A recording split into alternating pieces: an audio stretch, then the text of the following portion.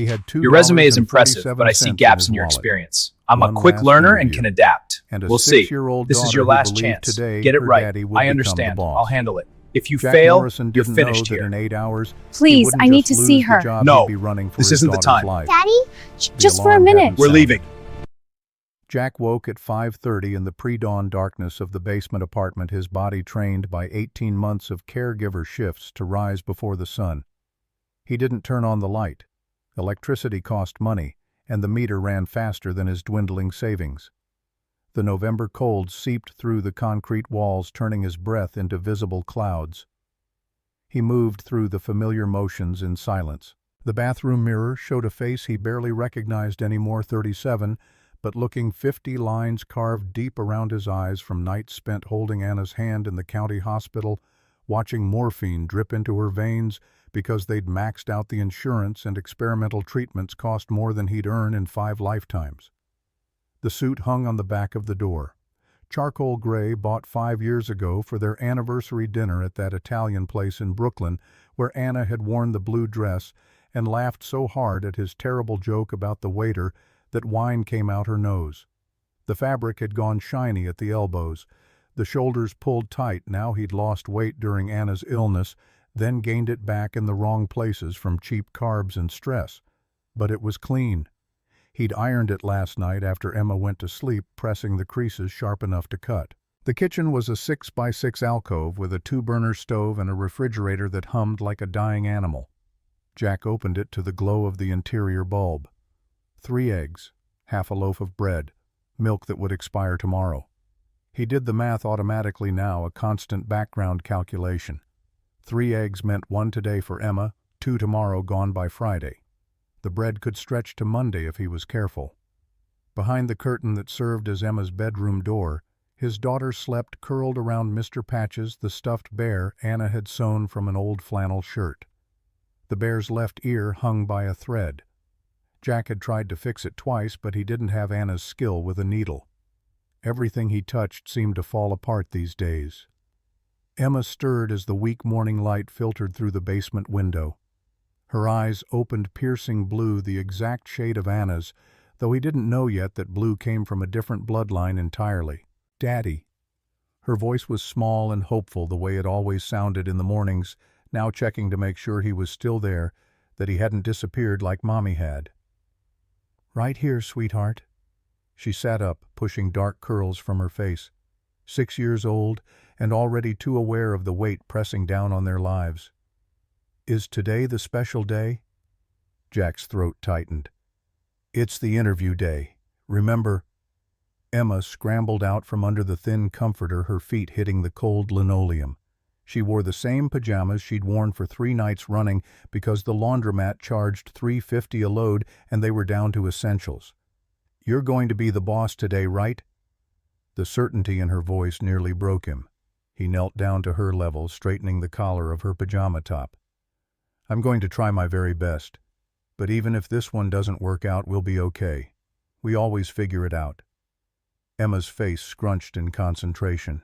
Then she darted to the milk crate that served as her nightstand and pulled out a folded piece of paper. "I made this for you, to bring to the interview." The drawing showed 2 stick figures, one tall, one small, holding hands beneath a yellow circle labeled Son. Above them, in careful block letters, Daddy the Boss. Jack's vision blurred. He pulled Emma into his chest, breathing in the smell of her hair, cheap shampoo and innocence. "It's perfect. I'll keep it right here." He folded the drawing and tucked it into his jacket's inner pocket next to his heart. Breakfast was the ritual that kept them human. Jack scrambled 1 egg in the dented pan, divided it onto 2 plates, and toasted the last 2 slices of bread. Emma got the bigger portion. She always got the bigger portion. "Daddy, you're only eating that much." Jack gestured to his plate with the smaller helping. "I had a big dinner last night. Still full." The lie came easily now. He'd eaten half a can of soup at 4 in the afternoon, standing at the counter too tired to sit. Emma studied him with those 2 knowing eyes, but she didn't push. She'd learned not to push. They ate in companionable silence, the scrape of forks on cheap ceramic the only sound besides the hum of the failing refrigerator and the distant rumble of the subway 2 blocks over. Through the basement window, Jack could see the feet of morning commuters hurrying past on the sidewalk above, boots and sneakers and expensive leather shoes that probably cost more than his entire suit. "If you get to be the boss," Emma said, carefully cutting her egg into precise squares, "can we get cake?" "What kind of cake?" "The biggest one in the store, with pink frosting and flowers." Jack's chest ached. "If I get this job, we'll get the biggest cake they have. I promise."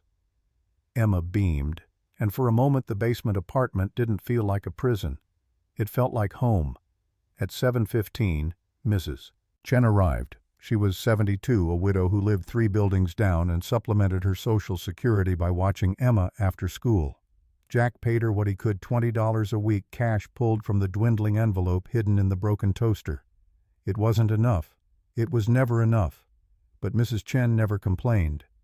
"Mr. Morrison." She nodded, her English still heavily accented after 40 years in New York. "Today is important day, yes."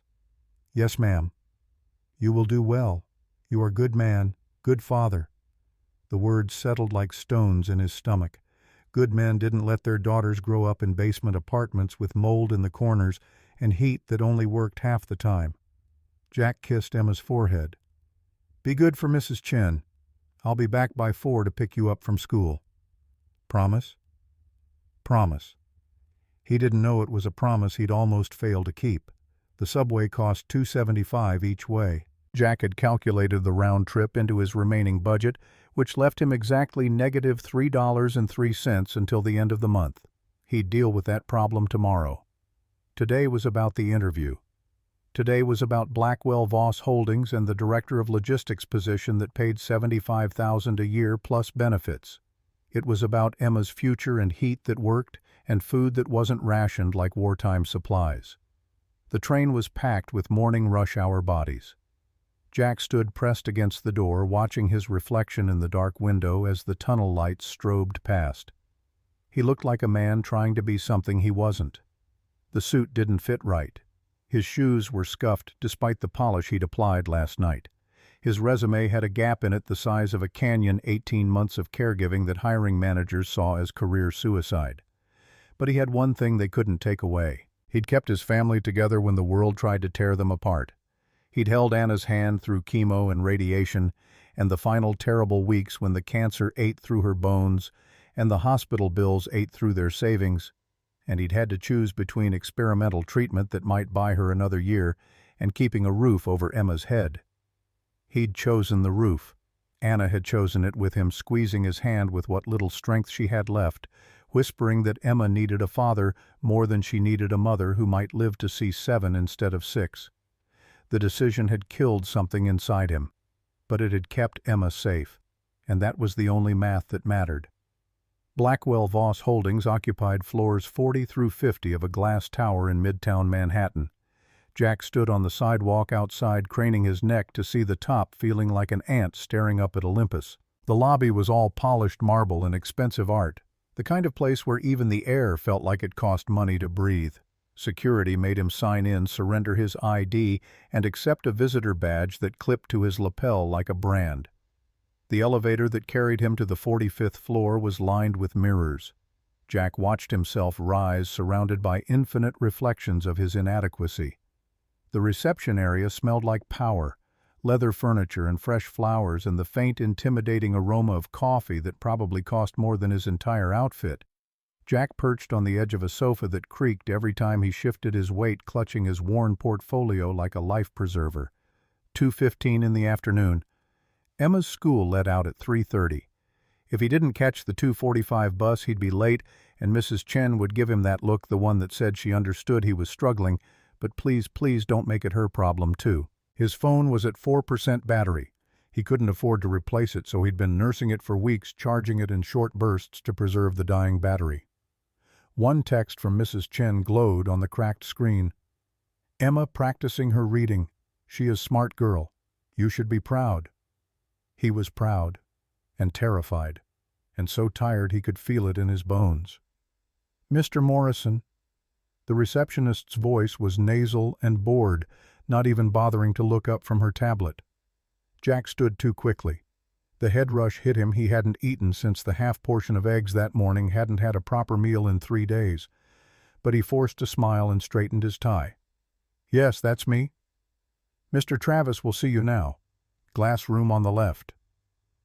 Jack walked down a hallway lined with photographs of corporate achievements, awards and handshakes and smiling executives who'd never missed a meal in their lives. The glass-walled office at the end overlooked Manhattan's skyline, a jagged jaw of steel and glass biting into the gray November sky. Behind a desk that looked like a slab of black ice sat Derek Travis. He didn't look up. 28, maybe 30 at most. Expensive suit that screamed Ivy League MBA and family money. Hair gelled into calculated disarray.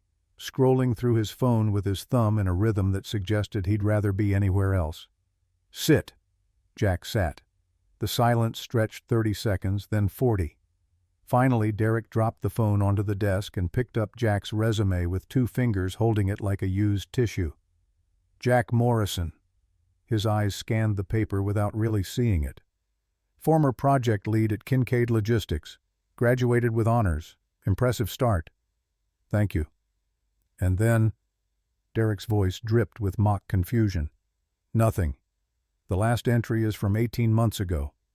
Mr. Morrison, did you go to prison, join a cult, or did you just decide working was too hard?" The heat rose in Jack's neck. He'd practiced this. He knew the gap was the problem. He'd rehearsed the explanation 100 times in front of the bathroom mirror. "I took a sabbatical for personal family matters. My wife fell ill with leukemia. I became her primary caregiver until she passed, and then I took time to stabilize my daughter's life. But I'm ready to return. I've kept up with industry certifications and I—" Derek laughed. It wasn't warm, it was a sharp barking sound that cut through the office like a knife. "Caregiver." He repeated the word as if it tasted bad. "Look, Jack, can I call you Jack? This is Blackwell Voss. We eat competitors for breakfast. We don't need caregivers. We need killers. We need people who live here who sleep under their desks." Derek leaned back in his chair, steepling his fingers. "You have a— what? A daughter?" "Yes. Emma. She's 6. "Right. A kid? A dead wife? An 18-month gap?" Derek tossed the resume back across the desk. It slid over the polished edge and fluttered to the floor like a wounded bird. "You're damaged goods, Jack. You're a liability. What happens when the kid gets the flu and you have to leave early? What happens when you get sad about the wife and start crying in the break room? We don't run a charity here." Jack stared at the resume on the floor. He thought about picking it up. He thought about begging. He had rent due in 4 days, $1,200 he didn't have. Mr. Henderson had already given him the final warning. If he didn't pay, he and Emma were out on the street. But then he remembered Emma's face that morning. "You're going to be the boss today, right?" The certainty in her voice. The trust. He stood slowly. He didn't pick up the paper. "My wife didn't just fall ill." His voice came out quiet but hard as stone. "She fought a battle harder than anything you will ever see in this office, Mr. Travis, and caring for her didn't make me weak. It made me resilient." Jack leaned forward, planting his hands on the expensive desk. "I learned to manage crises you can't imagine on 3 hours of sleep. I learned to prioritize, to endure, and to execute when everything is falling apart. I might be damaged to you, but I'm the strongest man you'd ever hire." He paused, holding Derek's startled gaze. "But you're right about one thing. I don't belong here. Not because I'm not good enough, but because you aren't." Jack turned and walked to the door. Behind him, Derek's voice rose to a shout, ego bruised and lashing out. "Walk out that door, and you're blacklisted in this city. I know everyone. You'll never work in logistics again." Jack didn't look back. He pushed open the heavy glass door and stepped into the hallway, his heart hammering against his ribs like a trapped bird trying to break free. He had his dignity, but dignity wouldn't buy Emma dinner. Dignity wouldn't pay Mr. Henderson. Dignity was a luxury he couldn't afford. The elevator doors closed on Derek's red face and pointing finger. Jack sagged against the mirrored wall, watching his reflection fragment into infinite versions of failure. What have I done? The thought circled in his head like a vulture. That was the only interview he'd had in 6 months, the only callback from 200 applications. And he'd walked out. He'd stood up for himself, and now Emma would pay the price. His phone buzzed against his thigh. He pulled it out with shaking hands, 3% battery now. The text from Mrs. Chen made his stomach drop. Emma is last one here again. Please hurry. The time read 3:45. He was already late. Jack ran. In the boardroom adjacent to Derek Travis's glass office, the blinds were angled just enough to see through but not in. Catherine Blackwell had been standing there for 5 minutes watching the interview unfold through the security feed piped into her earpiece. She was 42, dressed in a white power suit that cost more than most people's monthly rent. Her dark hair pulled back in a severe, elegant bun. The financial press called her the Ice Queen of Wall Street. She rarely smiled. She never tolerated incompetence. And she absolutely did not waste time on surprise audits of hiring practices, except when someone sent her an anonymous email detailing systematic discrimination in her own company. The email had arrived last Tuesday. No name, no return address. Just a subject line that read, "Your hiring manager is breaking the law," and a body that detailed Derek Travis's pattern of rejecting applicants, over 40 applicants with children, applicants with any gap in their employment history. Kate had forwarded it to HR. HR had said they'd investigate. Kate didn't trust investigations. She trusted her own eyes and ears. So here she was, listening to Derek Travis destroy a man's dignity, while her chief of staff, Roger, stood nervously behind her with a tablet. "Shall I have security escort him out, Miss Blackwell?" Kate didn't answer. Her eyes were fixed on the scene unfolding in Derek's office.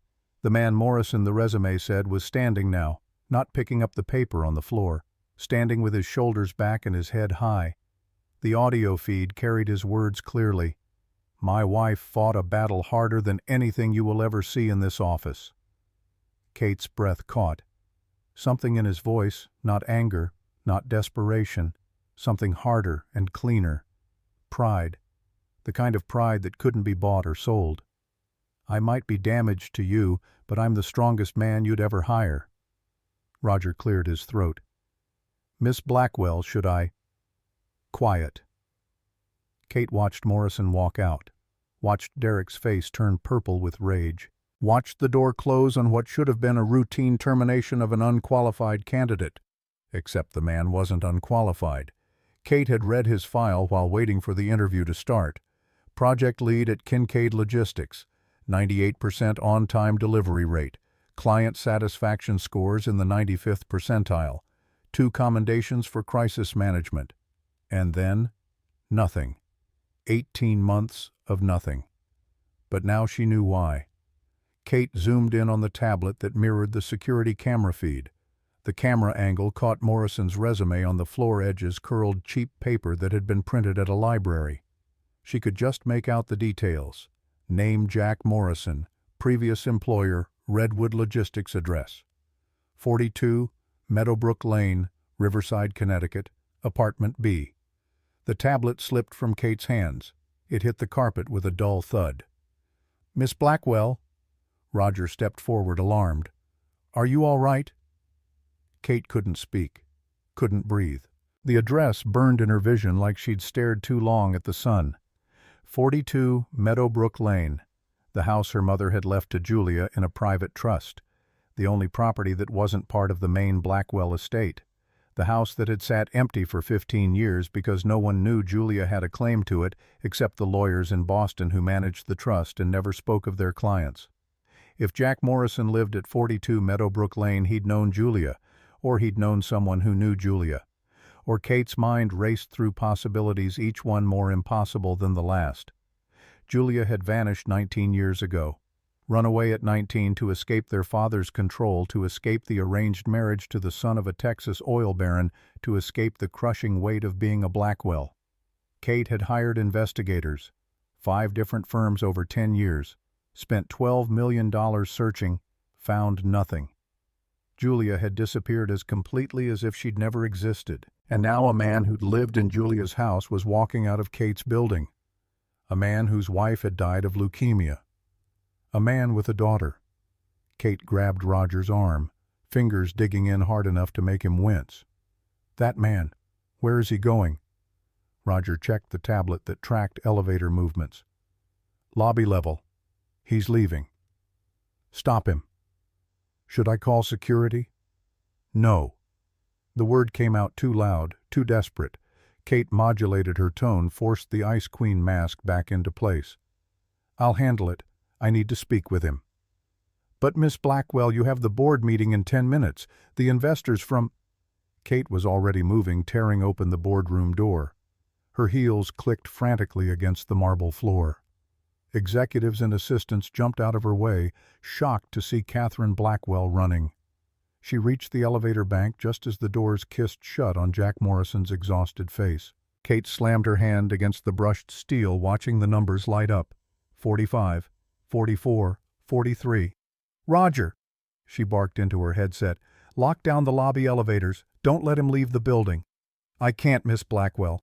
Safety protocols prevent us from locking people in. Kate spun, scanning the hallway. The private executive elevator. Her elevator, the one that went straight to the lobby without stops, the one that was faster than the public cars. She swiped her keycard with shaking hands, dropped it twice before the reader accepted it. The doors opened and she lunged inside, slamming the lobby button. As the car plummeted downward, Kate caught her reflection in the mirrored walls. She looked terrified. Her carefully constructed armor was cracking 15 years of searching, bleeding through the professional facade. It can't be him. It's impossible. Julia vanished. She changed her name. She made sure no one could find her. But that address, and his wife. Leukemia. The pieces were there, scattered and incomplete, but they were there.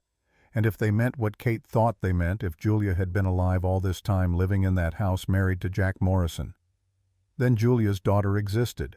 The heir her father had spent his final years searching for. The 10% of Blackwell Voss that had sat frozen in trust for nearly 2 decades. The elevator opened onto the lobby.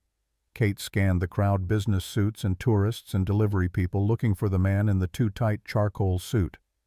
There, pushing through the revolving doors into the November afternoon, Kate ran again, out into the cold Manhattan air in her $1,000 heels and white suit, not caring about the looks, not caring about anything except catching Jack Morrison before he disappeared the way Julia had. The sky opened up. Not a drizzle, not a shower, a deluge. Cold gray sheets of water that soaked through Kate's suit in seconds, plastering her hair to her face, turning her careful professional appearance into a drowning woman's desperation. Jack Morrison was half a block ahead, jogging toward the subway entrance. Kate kicked off one heel, then the other, leaving $2,000 worth of Italian leather on the sidewalk. She ran barefoot on the wet concrete, dodging puddles and pedestrians. "Mr. Morrison, Jack." He didn't hear her over the roar of traffic and rain, or he heard and didn't care another voice in the city's chaos. "Jack Morrison, stop!" That got through. He slowed, turned, confusion and wariness crossing his face. Kate closed the distance, gasping, her white suit transparent now, her carefully constructed image destroyed. "You." She bent over, hands on her knees, trying to catch her breath. "You walk fast." Jack took a step back, holding his portfolio like a shield. Rain streamed down his face, dripped from his jaw. "Look, I'm leaving. I didn't steal anything. I just told your manager the truth. If he wants to sue me for hurting his feelings, he can get in line behind my landlord." Kate straightened up, water dripping from her eyelashes. She didn't look angry. She looked afraid. "No, I'm not here to sue you. I'm Catherine Blackwell. I own that building. I own the company." "I know who you are." Jack's voice was flat, exhausted. "And I know I'm not welcome there. So if you'll excuse me, I have to pick up my daughter." At the mention of a daughter, Kate flinched as if she'd been slapped. Her hand shot out, grabbing Jack's arm. "Wait, you can't go. Not yet. I need to ask you something." Jack yanked his arm free, anger flashing in his eyes. "Let go of me. I'm going to be late for Emma." Emma. The name hit Kate like a physical blow. She'd known a Julia once who talked about naming her daughter Emma if she ever had one. A Julia who'd loved Jane Austen and old movies and the idea of a simple life away from corporate boardrooms and trust funds. "Where is she?" Kate's voice came out too intense, too demanding. "Your daughter. Where is she right now?" "That is none of your business." Jack's face hardened. "You people. You think you own the world. You think because I'm poor you can just interrogate me. Go back to your tower, Miss Blackwell. Leave us alone." He turned and started toward the subway stairs. Kate watched him go, watched the only connection to Julia she'd found in 15 years about to disappear into the underground. "I can get you there faster." Jack stopped, turned back slowly. "What?" "Your daughter. I can get you to her faster than the subway. Please, let me help you." A sleek black Maybach screeched to the curb, cutting off a taxi. The back door flew open and Roger jumped out holding a massive umbrella. "Miss Blackwell." He rushed to cover her. "My God, you're soaking!" Kate waved him off, water still streaming down her face. She looked at Jack, at his worn suit and desperate eyes, and the way he kept checking his phone like it held his daughter's life in the balance. "Get in the car, Jack. Please. I'll drive you to your daughter. I promise I won't ask any questions until we get there. Just let me help you." Jack looked at the warm, dry interior of the Maybach. Looked at the subway entrance where the train would be delayed by the storm, where he'd stand in a packed car for 40 minutes while Emma waited and worried. Looked at his phone, 2% battery, now the final warning before it died. "If you make me late," the threat in his voice was real and cold. "I don't care how much money you have. I will lose it." Kate nodded. "Get in." The leather seats were heated. Within seconds, Jack could feel warmth seeping into his frozen bones. Kate sat across from him in the spacious cabin, accepting a towel from Roger and dabbing at her face but not fixing her hair. She just stared at Jack with an intensity that made him want to crawl out of his skin. "Where to?" The driver's voice came through a speaker.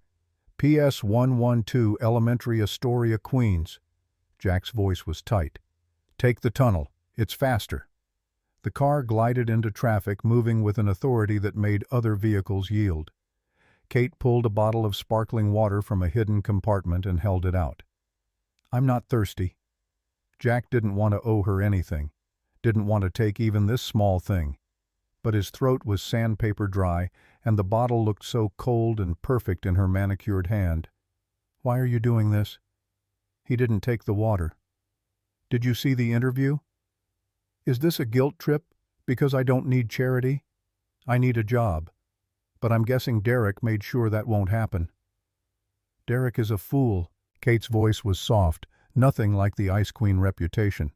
"He's been terminated. Security is escorting him from the building as we speak." Jack stared at her. "You fired him because of me. Because he failed to recognize value.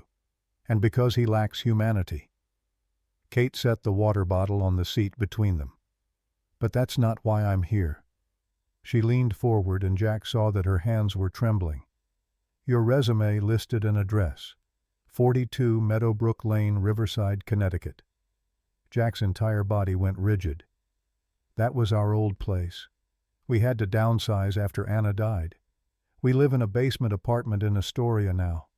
Why do you care about my old address?" Kate's voice came out barely above a whisper. "That house belonged to a trust. A private trust managed by a law firm in Boston. Did you know that—" "No." Jack frowned. "We rented it from a property management company. Anna found it. She loved the garden. She said it reminded her of—" He trailed off, something tightening in his chest. "Reminded her of what?" "Her childhood home. At least that's what she said. But Anna was an orphan.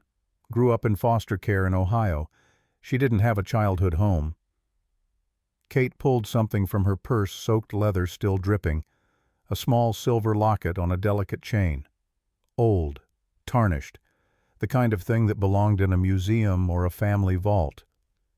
"Jack, what was your wife's maiden name?" "Daniels.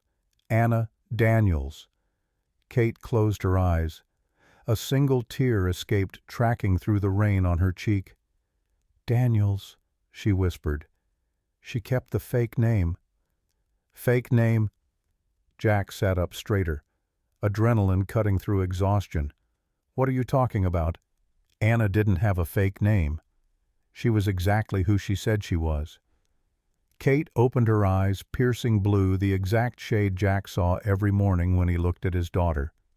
The realization should have hit him then, but his brain refused to make the connection. It was too impossible, too insane. "My sister's name was not Anna Daniels. Her name was Julia Catherine Blackwell. She ran away from home when she was 19. Our father, he didn't approve of the man she loved. He threatened to destroy him, to ruin his life, to make sure he never worked in the industry again. So Julia vanished." Kate opened the locket. Inside was a tiny faded photograph of two young girls. One was clearly a young Catherine. The other looked exactly like Anna. Same eyes, same smile, same delicate bone structure. "We hired investigators. We spent millions. We never found her." Jack felt the world tilting. The car's steady motion suddenly felt like he was on a ship in a storm. Anna. His Anna, who clipped coupons and sewed patches onto Emma's jeans and sang off key in the shower. A Blackwell, an heiress to a billion-dollar empire. "She never told me." His voice came out strangled. "She never said a word about money, about family. She told me she had no one." "She was protecting you." Kate's voice broke. "My father was a ruthless man. If he'd known where she was, he would have dragged her back. He would have destroyed you to do it. But he's dead now, Jack. He died 2 years ago." 2 years ago. The timeline clicked into place like a lock turning. That's when Anna got sick. When the leukemia started. Kate choked back a sob. "If we had known, if I'd found her before, we could have gotten her the best doctors, the best treatment in the world. We could have saved her." "I tried."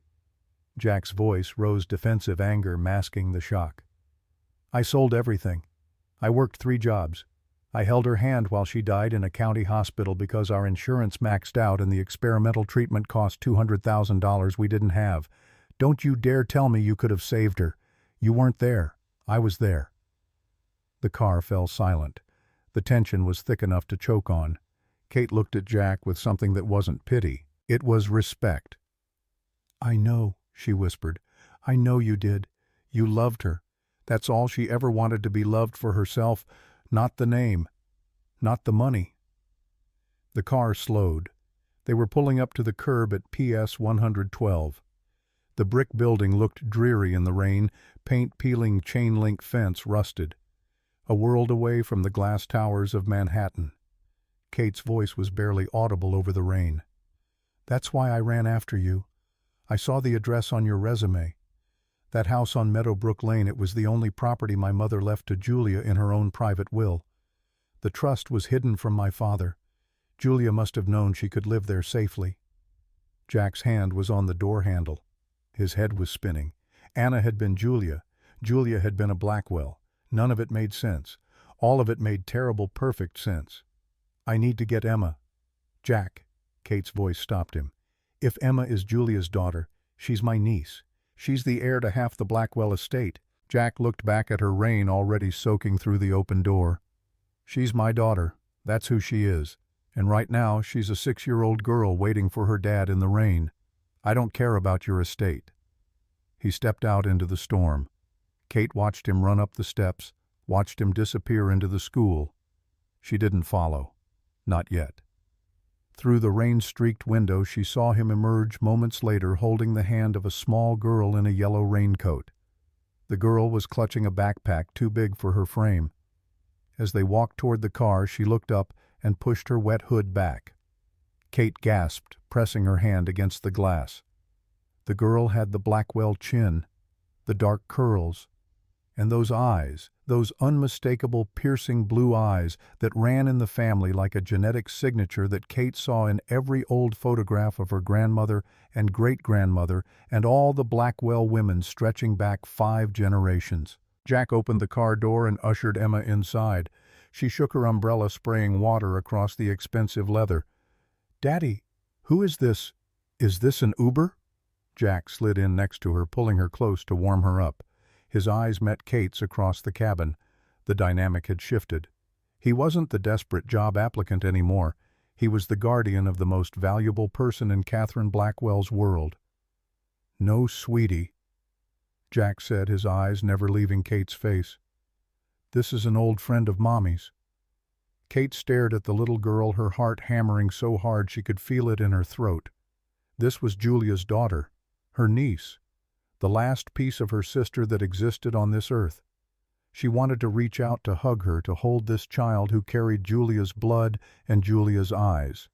But she saw the protective look on Jack's face, saw the way Emma leaned into her father's side, trusting him completely. This wasn't Kate's family to claim. Not yet. Maybe not ever. "Hi, Emma." Kate's voice trembled with an emotion she hadn't felt in years, something raw and unguarded. "I'm Kate. I'm going to take you both home." "To the apartment." Emma's voice was small, uncertain in the presence of this strange, soaking wet woman. Kate looked at Jack, saw the worn cuffs on his jacket, the scuffed shoes, the careful way he held Emma like she was the only thing keeping him anchored to the world. "We can go wherever your dad wants, but I was hoping you might want to come have hot chocolate at my house. It's big and it's warm, and I have a picture of your mommy when she was your age." Emma's eyes went wide. "You knew Mommy." Kate smiled through her tears. "I did, sweetheart. I knew her very well." Jack hesitated, looked at his daughter's hopeful face, looked at this woman who claimed to be Anna's, Julia's sister, saw the desperation there, the grief, the need. "Okay," he said softly. "Just for hot chocolate. Then we go home." "To the penthouse," Kate ordered the driver. The car pulled away from the curb, leaving the rundown school behind. As they merged onto the highway, Jack's phone buzzed. He looked down, 1% battery now. An unknown number. He almost didn't answer, almost let it go to voicemail. But something made him swipe to accept. "Hello?" The voice that came through the line was deep and distorted, mechanically altered to be unrecognizable. "Mr. Jack Morrison?" Jack went cold. "Yes. Who is this?" "You just left Blackwell Voss Holdings with Catherine Blackwell. You have the girl." Jack's hand tightened on the phone. He glanced at Kate, who was showing Emma the locket, completely absorbed. He kept his voice low. "Who is this?" The distorted voice continued, calm and implacable. "Listen carefully, Mr. Morrison. Catherine Blackwell isn't the only one looking for the lost heir. But unlike her, we don't want a family reunion. Get out of that car, now." The line went dead. Jack stared at the phone, his reflection ghost-like in the black screen. He looked at Kate, still entranced by Emma, looked at the driver focused on the road, looked at his daughter, innocent and unaware. "Stop the car." Kate looked up. "What?" "I said, stop the car." The driver glanced in the rearview mirror. "Sir, we're on the bridge. I can't." The black SUV came out of nowhere. It slammed into the Maybach's side with enough force to send the luxury car spinning across the wet asphalt of the Queensboro Bridge. The world turned into a violent blur of metal and glass. Airbags exploded. The smell of burnt chemicals filled the cabin. And through it all, Jack heard Emma screaming his name, and he knew with absolute certainty that the life he'd fought so hard to hold together had just shattered beyond recognition. The Maybach groaned as it slammed into the concrete median of the Queensboro Bridge, sparks showering across the windshield like 4th of July fireworks. The world spun, sky asphalt metal barriers blurring into a nauseating kaleidoscope. Then stillness. Terrible ringing stillness. Jack's ears screamed with white noise. His first thought, drilled into him through 18 months of single parenthood, was immediate and visceral. He threw his arm across Emma, pinning her back against the seat, even though the car had already stopped moving. "Emma!" His voice came out raw, desperate. "Emma, look at me." The little girl was crying, terrified, but she nodded. Her face was pale beneath the emergency lights now flashing on the dashboard. "Daddy's here. I've got you. It's okay. He scanned her quickly. No blood, no obvious injuries. The car seat had held. The airbags had deployed around her but not struck her directly. Thank God for German engineering and safety regulations. The front of the Maybach was crushed inward. The driver slumped over the wheel, unconscious, breathing but not moving. Roger in the passenger seat groaned, blood trickling from his nose where the airbag had caught him wrong. Kate was pressed against the far door, eyes wide with shock, hyperventilating. Her carefully constructed armor had shattered along with the car's windows. "Kate." Jack's voice cut through her panic like a command, not a request. "Are you hurt?" She blinked, focusing on him with difficulty. I don't think so. My arm." "We have to move." Jack looked out the window. Through the steam rising from the radiator and the rain still hammering down, he saw the black SUV that had hit them. It was parked at an angle, blocking 2 lanes of traffic. 3 men were getting out. Heavy dark coats, moving with purpose, not concern. One of them held something heavy, a tire iron or maybe a steel baton. "They're coming," Jack said, his voice dropping to a low, dangerous register that Kate had never heard from him before. "Lock the doors."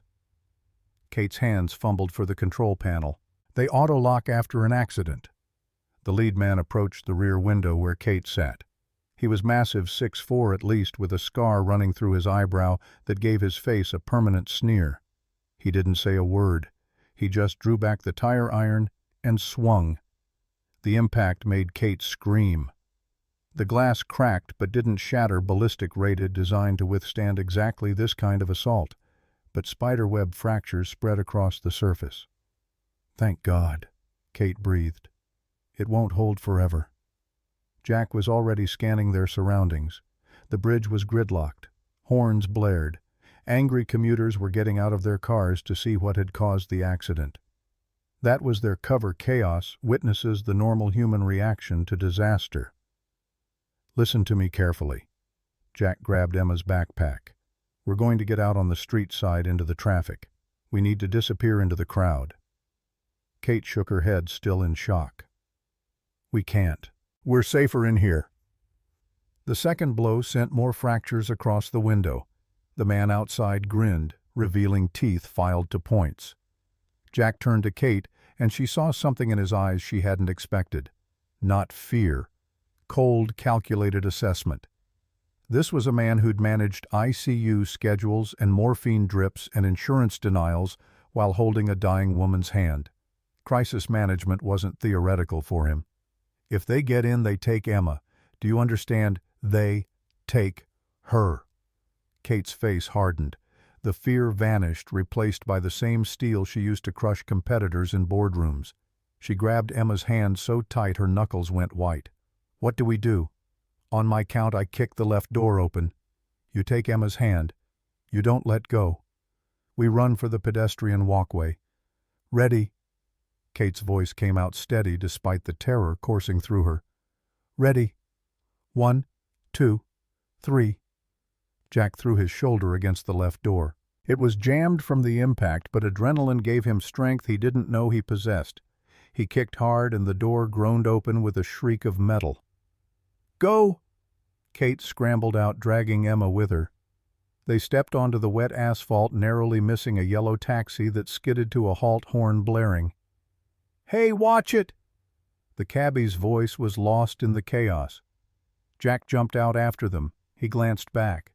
The men on the other side of the Maybach had realized their prey was escaping. They were already vaulting over the hood. "Run!" They sprinted. Jack wasn't a runner. He was a father who ate leftovers and worried about bills. But fear is rocket fuel. He ran with Emma's hand in his, Kate on the other side of his daughter, and the pounding of boots behind them driving each step. "There, get them!" A voice roared through the rain. They were gaining. Kate stumbled in her heels, crying out as her ankle twisted. She fell to one knee on the slick concrete. "I can't." Jack didn't hesitate, didn't even slow down. He scooped Emma up into his left arm and grabbed Kate with his right hand, hauling her upright. "Take your shoes off. Now." Kate kicked off her Italian leather heels, $2,000 abandoned on the Queensboro Bridge. She stood in her stocking feet on the freezing, gritty concrete. "Move!" They ran again, but the men were close now, maybe 20 feet back. Jack saw a narrow maintenance stairwell leading down from the bridge to Roosevelt Island below. It was gated locked with a rusted padlock. Emma buried her face in his neck. "Daddy, I'm scared." "Close your eyes, baby."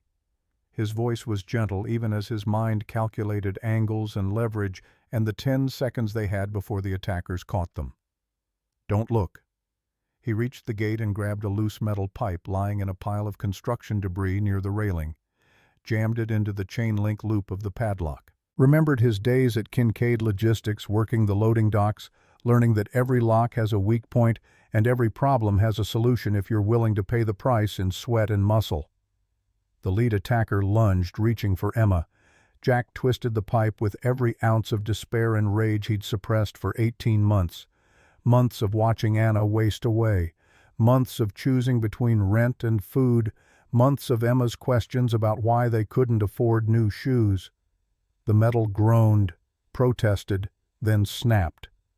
Jack kicked the gate open, shoved Kate and Emma through, and slammed it shut just as the attacker crashed into it from the other side. He jammed the pipe through the handles, barring it from the inside. "Open this!" The man's voice was pure fury, shaking the gate so hard the chain link rattled. Jack didn't answer. He turned to Kate, who was pale and bleeding from her feet where the concrete had torn through her stockings. "Down the stairs. Don't stop until we hit the ground." They descended into the darkness beneath the bridge, the sound of rain masking the curses of the men above. By the time they reached Roosevelt Island, Jack's lungs burned, and Emma was shaking in his arms, but they were alive. For now. The journey back to Queens took 2 hours. They used 3 different subway lines, doubling back twice to make sure they weren't being followed. Jack used his last $7 to buy oversized hoodies from a street vendor near Times Square, cheap fabric that smelled like chemicals, but covered Kate's destroyed white suit and Emma's bright yellow raincoat. By the time they reached the nondescript brick building on 34th Street, an Astoria night had fallen completely. The rain had tapered to a cold drizzle. Kate looked at the peeling paint of the entryway, the cracked concrete steps, the single flickering bulb above the basement entrance. "This is it."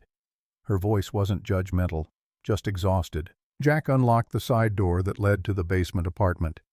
"It's not the penthouse, but it's off the grid. The lease is in my cousin's name because my credit is destroyed. No one will look for a billionaire here." He ushered them inside. The apartment smelled of dampness and the detergent he used to hand wash Emma's clothes in the bathtub. The furniture was mismatched thrift store finds, but everything was meticulously clean. Emma's drawings covered the refrigerator, stick figures holding hands, sons with smiley faces, a family that looked whole, even though it was broken. "Emma, go change into your pajamas. Brush your teeth, then get in bed." Emma looked up at him with those 2 knowing eyes. "Can I have toast with strawberry jam?" Jack managed to smile. "Double jam tonight." Emma disappeared behind the curtain that served as her bedroom door. Jack turned to Kate, who stood in the middle of the kitchen looking lost. She'd gone from corporate titan to refugee in the span of 6 hours. "Sit down."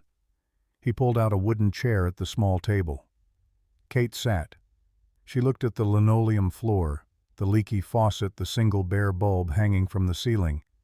Her hands trembled as they rested on the table. "I'm sorry." Jack paused while reaching for the first aid kit under the sink. "For what?" "For everything." Tears spilled over and Kate didn't try to stop them. "For the way you were treated at my company. For dragging you into this. For thinking that money could fix this." She gestured around the small room. Jack sat down across from her with the kit. He began cleaning the cuts on her feet with antiseptic, his touch surprisingly gentle for hands that had been gripping a metal pipe 10 minutes ago. "You weren't useless today. When we ran, you held on to her. You didn't let go." Kate looked at him, surprised by the kindness. She'd expected anger, blame, resentment. Instead, she got acknowledgement. "But I need to know who those men were." Jack applied a bandage to her heel. "And don't tell me you don't know." Kate took a shaky breath. "I have a cousin, Richard Blackwell, my father's brother's son." She told him about the company structure, about her father's will, about the trust that held Julia's shares frozen until proof of death or discovery of an heir, about Richard's 5-year campaign to buy off the other shareholders to position himself for a takeover the moment the trust reverted. If Emma is proven to be Julia's daughter, she inherits 10% of Blackwell Voss Industries. I would act as her proxy until she's 18. Together, we'd control 50%. Richard would be locked out forever. Jack's blood ran cold. And if Emma isn't in the picture, Kate's voice dropped to barely audible. The shares revert to the general family pool. Richard has enough votes to take control. He'd liquidate the company, sell it for parts, walk away with $50 billion. So he wants to kill a 6-year-old girl for money. It wasn't a question. Jack stood up, pacing the small kitchen. The rage was back, hotter and more focused than before. Kate pulled out her phone. The screen was cracked but still functional. 6 weeks ago, I received this. She showed him an email from an anonymous account. The subject line read, "Your sister tried to contact you."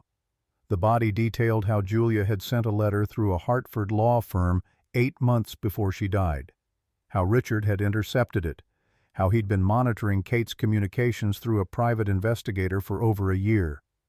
He knew, Jack's voice came out strangled, he knew Julia was dying and he did nothing. Worse, he waited for her to die naturally so he could eliminate the heir without the complication of making a terminally ill woman disappear. Jack braced his hands on the counter, head bowed. "Anna got sick 2 years ago, right after your father died." Kate nodded. She must have thought it was safe to reach out. But Richard was watching. He's always been watching. Jack's phone rang. Unknown number again. He answered on speaker. The voice that came through wasn't distorted this time. It was cultured, educated, dripping with false warmth. "Hello, Jack. I see you made it home safely, for now. Who is this? Let me make you an offer. $5 million, cash, untraceable. You take Emma and disappear. Change your names. Start over somewhere warm. California maybe. Or Florida. Beaches, sunshine, a future." Kate grabbed the phone. "Richard, this is Catherine." A laugh smooth as oil. "Hello, cousin. I wondered when you'd figure it out." "If you touch her," Richard's voice turned cold. "I'll what? Call the police. I have the deputy commissioner on retainer." "Call the FBI. My lawyers will bury any investigation for years. By then, tragic accidents happen." He paused for effect. "Here's what's going to happen. Tomorrow, 9 a.m. annual shareholder meeting. You will not bring that child. You will not present any DNA evidence. You will abstain from voting. The liquidation will pass. Everyone gets rich. Everyone wins." Jack took the phone back. His voice was quiet, controlled, more dangerous than shouting. "Everyone except Emma, who you'll kill the moment Kate signs those papers." Jack Morrison, the heroic single dad. Richard sounded amused. "I've read your file. 4 months unemployed, 8,000 in debt, eviction notice. Do you really want to throw away $5 million for pride?" Jack's response came without hesitation. "I've been poor my whole life, Richard. I know how to survive being poor, but I don't know how to live with myself if I sell my daughter. There are things a man doesn't sell no matter the price, and those things are what make us men, not your money." Silence on the other end. Then Richard's voice, colder now. "Admirable. Stupid, but admirable. You have until midnight to take my offer. After that, the price drops to 0. And Jack, don't think about running. I have people at every airport, every train station, every bus terminal in the tri-state area. You're in a cage. The only question is whether you walk out rich or in a body bag." The line went dead. Emma emerged from behind the curtain in her worn pajamas. "Daddy, who was that man?" Jack forced a smile. "Nobody, sweetheart. Go to sleep. Everything's going to be okay." Emma didn't look convinced, but she obeyed. The curtains swished closed. Jack waited until he heard her breathing even out before turning to Kate. "We can't stay here. If he has people everywhere, he'll find this place eventually." Kate's voice was hollow. "We need to go to the police. Richard owns the police." Jack paced again, his mind working through logistics like it used to work through delivery routes and warehouse schedules. "But he's right about one thing: we can't run. Not with Emma. She's 6. She can't travel under a fake ID. The moment we try to leave the city, his people spot us." "So what do we do?" Jack stopped pacing, looked at Kate. "We do what you said earlier. We go to the shareholder meeting." "That's insane. It'll be surrounded by his men." "Exactly. It's the one place he can't make a move. Think about it. The meeting is public record. Every major investor, every financial journalist, every analyst will be there. If Emma shows up with DNA proof, Richard can't touch her without 500 witnesses. Kate's eyes widened as she followed his logic. "But how do we get her there? The building will be locked down." Jack smiled for the first time in hours. "I used to work in logistics. Remember, I know how to move precious cargo through hostile territory." He pulled out his cracked phone and dialed a number he'd memorized but rarely called. "Marco, it's Jack Morrison. Yeah, I know I still owe you $20 from poker. Look, I need a favor, a big one." The voice on the other end was gruff, Brooklyn-born suspicious. "What kind of trouble, you and Jack?" "The kind where if you help me, a very grateful billionaire will make sure you retire in Florida with a boat and a pension that'll make your grandkids rich." "Who's the billionaire?" Jack glanced at Kate. "She's sitting in my kitchen right now, covered in mud and looking at my leaky faucet. How many of the old Redwood crew still drive for Queens Sanitation?" "Most of them." "Why?" "I need trucks. 3 trucks. And I need them at Blackwell Voss Tower tomorrow morning, 6 a.m. Loading dock entrance." Silence on the line. Then, "You know security there scans delivery guys like they're terrorists, right? We just pick up the trash compactor." "Exactly. They scan people. They don't scan trash." Marco let out a low whistle. "You're going to ride in with the garbage. Unless you have a better idea." Another pause. Jack could hear Marco thinking, weighing loyalty against common sense. 2 years ago, Marco said slowly, "my kid got hit by a car outside PS 112. Some guy pulled him out of the street, called 911, stayed with him until the ambulance came. Saved his life." "You remember that?" Jack did. He'd been picking up Emma when it happened. The boy, Marco's son, had run into traffic chasing a ball.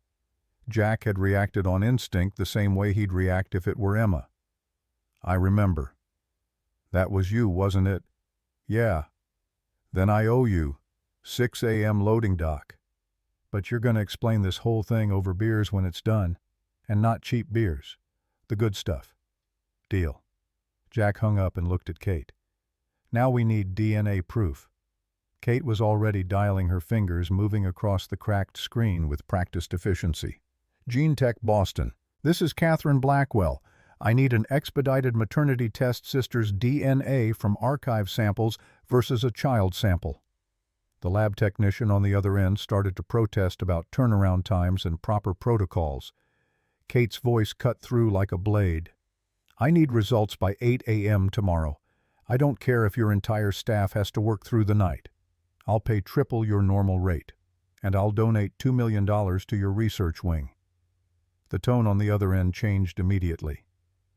"We'll have results by 8 a.m., Miss Blackwell." Kate hung up and met Jack's eyes. "I took a hair sample from Emma in the car while you were getting her from school. I sent it to the lab before we left Manhattan." Jack stared at her. "You were planning this?" "I was hoping." Kate's voice cracked. "I've been hoping for 15 years. She stood up, wincing as her bandaged feet touched the floor, crossed to where Jack stood and placed a hand on his arm. "When Julia left, I was angry. I thought she was selfish, abandoning the family for some fantasy romance with a warehouse worker." Jack tensed, but Kate continued. "I called her a foolish little girl. I told my father to let her go, that she'd come back when the money ran out. I was so arrogant, so sure that love wasn't enough without the Blackwell name behind it. Tears streamed down Kate's face, now cutting through the dirt and exhaustion. But when I heard you talk about her today, the way you cared for her, the way you loved her, even when it cost you everything, I realized she found what she was looking for. She found someone who loved her for herself, not the trust fund, not the connections, just her. Kate's voice broke completely. I spent 15 years building an empire trying to prove I didn't need her, but I did need her. I needed my sister, and now all I have left is Emma. She looked at Jack with raw vulnerability. So I'm asking you, Jack, let me help protect Emma. Protect. Not because of the inheritance, but because she's all I have left of Julia. Jack was quiet for a long moment. Then, okay, but we do this my way. And when it's over, if you want to be Aunt Kate, you earn it. The same way I earned being Dad. Kate nodded. Deal. Heavy pounding shook the door upstairs. A voice boomed through the cheap wood. Police, open up. We have a warrant for Jack Morrison for the kidnapping of Emma Morrison. Jack froze. Kidnapping. She's my daughter. Kate's face went pale. Richard, he's flipped the narrative. If the police take you, they hand Emma to Child Services. Richard's people will intercept her before she even reaches a foster home.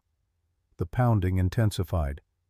Mr. Morrison, we know you're in there. Come out now, or we're breaking down the door. Jack looked at the basement window, a narrow rectangle at street level currently blocked by a metal grate. We can't go out the front. Kate followed his gaze. Can we fit through that? We have to. Jack moved to the window and kicked the grate hard. The metal shrieked but held. Wake Emma. Don't let her cry. Kate disappeared behind the curtain. Jack kicked again. The grate loosened. A battering ram hit the upstairs door with a boom that shook dust from the ceiling. Emma appeared, clutching Mr. Patches, her eyes wide but trusting. Kate had her hand. Emma first. Jack kicked the grate one more time and it clattered open. He lifted his daughter through the opening into the alley outside. Kate went next, squeezing through with difficulty, her business suit tearing on the rough edges. Footsteps thundered on the stairs inside. Down here. They're in the basement. Jack pulled himself through skin, scraping against metal. He yanked the grate back into place and grabbed Emma's hand. Run! The alley was a river of mud and refuse. Rain had started again, a cold drizzle that turned the ground slick. Emma ran between Jack and Kate, both adults holding her hands, lifting her over puddles and debris. They hopped fences, ducked behind dumpsters, worked their way 3 blocks east to an old industrial lot under the I-278 overpass. 3 massive sanitation trucks sat idling in the shadows, diesel engines rumbling like sleeping dragons. A man stepped out from the lead truck. Marco was built like a concrete block, 6'2", forearms thick as baseball bats, a face that had seen every rough corner of Queens and survived them all. He squinted at Jack, then at the woman in the mud-stained hoodie, then at the little girl. You look like hell, Morrison, and you brought guests. Jack was breathing hard. Marco, we need to get into the city, specifically the loading dock at Blackwell Voss Tower. Marco laughed, the sound like gravel in a cement mixer. You know they scan the trucks, right? Metal detectors, dogs, the works. We just pick up their trash compactor. Kate stepped forward.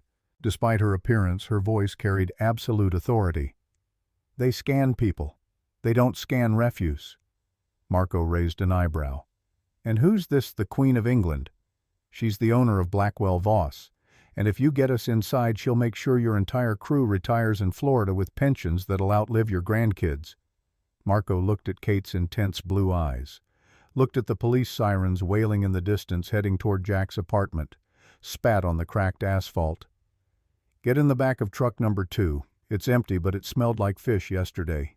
You'll survive. Kate climbed the greasy metal ladder without hesitation. I don't care if it smells like death. Just get us there by 6 a.m. The interior of the garbage hopper was exactly as terrible as Marco had promised. Dark, cold, reeking of rot even though it was technically empty. The walls were slick with residue that Jack didn't want to identify. He held Emma against his chest, using his jacket to shield her nose. Kate sat on a mound of flattened cardboard boxes, her knees pulled to her chest. The truck lurched into motion. Emma whimpered, "I know, baby. I know it's scary, but we're safe in here. Close your eyes and think about that cake we're going to get, the one with pink frosting." In the darkness, Kate's voice came soft. "I'm sorry this isn't first class." Jack's response was equally quiet. "It's better than the alternative." The truck bounced over a pothole. They slammed against the metal wall. Emma didn't cry. She was being brave the way Anna had taught her to be brave during those last terrible weeks in the hospital. "Jack," Kate's voice again. "Yeah. Why didn't you sell the locket? I saw it in your apartment. It's solid silver, probably 18th century. You could have gotten $500, maybe more." Jack stroked Emma's hair. "Julia gave it to me the day before she died. Said it was the only thing she had from her past. I didn't know it was worth money. I just knew it was hers." He paused, the memory sharp enough to cut. "I would have starved before I sold it." In the darkness, Kate reached out and found Jack's hand. She squeezed it, not a romantic gesture, but a pact. An acknowledgement of shared loyalty to the same ghost. "When we get through this, I want to tell Emma about her mother. The real Julia. Not the heiress. Not the runaway. The girl who loved butterflies and read poetry and sang off key in the shower because she didn't care who was listening." Jack managed a small laugh. "She sang to Emma every night. Lullabies. I never knew where she learned them. Our mother. Before she died of pneumonia when Julia was 12. She taught us both." They sat in silence after that, connected by grief and determination, and the little girl sleeping between them. The truck rumbled through the dark streets of Queens, crossed into Manhattan, navigated the early morning emptiness toward the glass tower where Richard Blackwell waited. Marco's voice crackled through a speaker. "We're here. Showtime." The truck hissed to a stop. Jack heard the mechanical whine of security gates, the challenge response of Marco's voice, and a guard's reply. "Sanitation. IDs on the dash." "You're early, Marco." Jack tensed. Emma stirred in his arms. Kate stopped breathing. "Schedule changed. Downtown route flooded. Boss sent us early." A pause. Jack could hear his own heartbeat loud as thunder in his ears. "Pop the back. Standard protocol." Marco's voice took on an annoyed edge. "Come on, Jerry. It's 4:30 in the morning and pouring rain. The compactor mechanism is jammed. If I open it, I gotta reset the hydraulics manually. You want me blocking your bay for 20 minutes while the morning deliveries pile up?" Another pause. This one longer. Jerry was thinking, weighing protocol against convenience at 4:30 a.m. in the rain. "Fine, go through, but make it quick. The executives are coming in early for some big meeting." The truck rolled forward. Emma relaxed in Jack's arms. Kate let out a breath. They were inside. Marco banged on the side of the hopper. "All clear. 3 minutes before the shift change. Move." Jack kicked the latch and the door swung open. They tumbled out onto the pristine concrete of the sub-basement loading dock. Fluorescent lights buzzed overhead. The air smelled of industrial cleaner and new money. They looked insane. Jack smeared with grease Kate with what might have been banana peel stuck to her sleeve, Emma clutching her backpack like a refugee. But they were inside the fortress.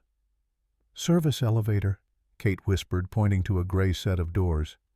"Goes straight to the executive level, but we need a key card." Jack's heart sank. "I don't have one." Kate reached into her shoe, the one she'd been carrying since the bridge, and pulled out a black card with gold trim. "Emergency override. CEO level. Can't be remotely disabled.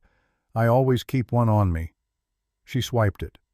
The light turned green with a soft beep. "Going up?" The elevator was empty except for the three of them and their reflections in the polished steel walls. Jack looked at himself, at the man who'd walked into an interview that morning with $2 in his wallet and a daughter who believed in him. That man was gone. In his place stood someone harder, someone who'd survived a coordinated murder attempt and was about to walk into a boardroom to challenge a man worth billions. Emma leaned against his leg. "Daddy, are we safe now?" Jack knelt down to her level. "Remember what Mommy used to say about being brave?" Emma nodded. Brave doesn't mean not scared. Brave means scared but doing it anyway. That's right. Can you be brave for just a little bit longer? Like Mommy was. Exactly like Mommy. The elevator climbed. The numbers ticked up: B3, B2, B1L, 25, 10, 20, 30, 40, 45. When the doors opened, they stepped into the executive corridor of Blackwell Voss Holdings. Dawn was just breaking outside the floor-to-ceiling windows. Manhattan stretched below them, a kingdom of glass and steel, waiting to render judgment. Kate led them to her office. She made phone calls to the lab, to lawyers, to Thomas Henderson, the board member who'd known Julia as a child. Each conversation was brief, precise, executed with the efficiency of a woman who built empires. "The DNA results confirm it," she said, hanging up the phone. 99.7% match. Emma is Julia's biological daughter. Jack felt something loosen in his chest. Relief, maybe, or just the acknowledgement that they had ammunition for the fight ahead. Kate opened her office closet and pulled out men's suits, different sizes kept for visiting executives. "You need armor for what's coming. Pick one that fits." 20 minutes later, Jack barely recognized himself. Navy suit, crisp white shirt, shoes that hadn't been resoled 3 times. He looked like he belonged in this world of money and power, but his eyes still held the wariness of a man who'd fought tooth and nail for every scrap. Kate had changed too. White power suit hair pulled back, makeup minimal but perfect. The Ice Queen of Wall Street had returned. But something had shifted. Her eyes were softer when she looked at Emma. At 8:30, Thomas Henderson arrived. He was 70, with silver hair and kind eyes that had seen too many corporate wars. When he looked at Emma, his face crumpled. My God, she has Julia's eyes. Kate handed him the DNA results. He read them twice, then pulled out a handkerchief and wiped his face. After all these years. "You found her." "We found her daughter," Kate corrected gently. "Julia died 18 months ago." Henderson closed his eyes. "I'm sorry. She was a remarkable girl." At 8:50, they prepared to move. The shareholder meeting would begin at 9. Richard would already be in position, confident in his victory. He thought Kate was still hiding in Queens. He didn't know about the garbage truck or the emergency override card or the DNA results waiting to detonate his carefully constructed coup. They walked through the service corridors, Emma between Jack and Kate, Henderson leading the way. The halls were narrow, institutional, nothing like the polished executive spaces. Pipes ran along the ceiling. The paint was chipped. They turned a corner and found 2 security guards blocking their path. The first guard was ex-military scar tissue on his neck, suggesting an IED had nearly killed him in some desert war. The second was younger, meaner, the kind who'd taken this job because he liked having power over others. "Miss Blackwell, Mr. Blackwell said you might try this." Kate's voice was pure ice. "Stand aside. I'm the CEO of this company." "Not for long." The younger guard reached for Emma. "The kid comes with us." Jack moved faster than he'd moved on the bridge. He put himself between the guard and his daughter, and something in his eyes made the guard's hand stop mid-reach. "I've been beaten, chased, shot at, and dragged through garbage in the last 12 hours. You really want to test me?" The first guard pulled his baton. "Move or we move you." Kate raised her phone. "This conversation is being live-streamed to the SEC, the FBI, and every major news outlet in New York." It was a bluff, but the guards didn't know that. The first guard hesitated. "Mr. Blackwell didn't say anything about cameras." "Mr. Blackwell is about to be arrested for attempted murder. I suggest you reconsider your employment choices." The guards looked at each other. Some silent communication passed between them. Then they stepped aside. Jack and Kate walked past Emma, safe between them. But Jack's heart was hammering. That had been too close. Outside the boardroom, they could hear Richard's voice through the heavy doors, confident, commanding, already claiming victory. "Gentlemen, it is 8:55. Catherine Blackwell has been absent for over 12 hours. Per standard protocol, I am assuming emergency control of this meeting." Jack knelt in front of Emma one last time. Can you be the bravest girl in the world for 10 more minutes? Emma nodded, her small hand squeezing his. For you and Mommy. Kate checked her watch. 9:02. She looked at Jack. Once we walk through those doors, there's no going back. Jack stood, taking Emma's other hand. Then let's finish this. Kate slammed the doors open. They crashed against the walls with a sound like thunder. Every head in the room turned. The silence that followed was absolute. Standing in the doorway were three figures that didn't belong in a corporate boardroom. A woman with wild hair and no shoes, a man in an expensive suit but with eyes that had seen too much, and between them a 6-year-old girl with piercing blue eyes and a defiant chin. Richard Blackwell stood at the head of the conference table, his mouth open in mid-sentence, his face draining of color like someone had opened a valve. The battle for Emma's future and $50 billion had just begun. The boardroom of Blackwell Voss Holdings occupied the entire 50th floor. Floor-to-ceiling windows wrapped around 3 walls, offering a view of Manhattan that declared dominion over the city below. The conference table was a single piece of mahogany that had cost more than most people earned in a decade. 20 investors sat around it in chairs upholstered in Italian leather, men and women who controlled billions and expected the world to bend to their will. Richard Blackwell stood at the head, frozen mid-gesture like a statue caught in the moment before shattering. Kate walked forward, her bare feet leaving wet prints on the carpet that probably cost $300 per square foot. Mud streaked her hoodie. Her hair hung in tangles. She looked like she'd crawled out of a disaster zone. She'd never looked more powerful. I am not unwell, Richard. Her voice cut through the room like a scalpel. I'm just a little late. Richard recovered quickly, his lawyer instincts kicking in. False concern spread across his face like oil on water. Catherine, my God, what happened to you? You look like you've been through hell. Security, please escort Miss Blackwell to the medical bay. She's clearly not well enough to... I'm perfectly well. Kate stopped at the opposite end of the table from Richard. And I'm here to present new information to the board. Richard's jaw tightened. You missed the scheduled start time. Per our bylaws, when the CEO is absent during a crisis emergency, powers transfer to the next senior family member. That's me. This meeting is already in session under my authority. The bylaws require a quorum of voting shares to conduct business. Kate placed her muddy hands on the pristine table. You don't have that quorum. Not anymore. Murmurs rippled through the room. Richard's eyes narrowed. I have 40%. You have 40%. The board controls 10%. They've already indicated their support for my liquidation proposal. The math doesn't lie, Catherine. Kate turned to Emma, who stood between Jack and Thomas Henderson. The little girl looked impossibly small in this room of titans, but she held her head up the way Julia used to when facing their father's rage. Sweetheart, come here. Emma walked forward. Every eye in the room tracked her movement. She wore the child-sized blazer Kate had found, her dark curls still damp, her blue eyes taking in everything with the intelligence of someone far older than 6. Kate placed her hands on Emma's shoulders. Gentlemen, ladies, you all knew my sister, Julia Catherine Blackwell, the heir who disappeared 19 years ago. The murmurs grew louder. Several board members leaned forward.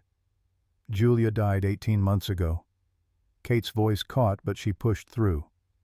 But before she died, she had a daughter, a lawful heir to the Blackwell Trust. She gestured to Emma. This is Emma Morrison, my niece, Julia's child, and as of this morning, the legal owner of 10% of this company. The room erupted, investors talking over each other, questions firing like bullets. Richard's face went from pale to red to a mottled purple. This is absurd. He slammed his fist on the table. This is a desperate stunt.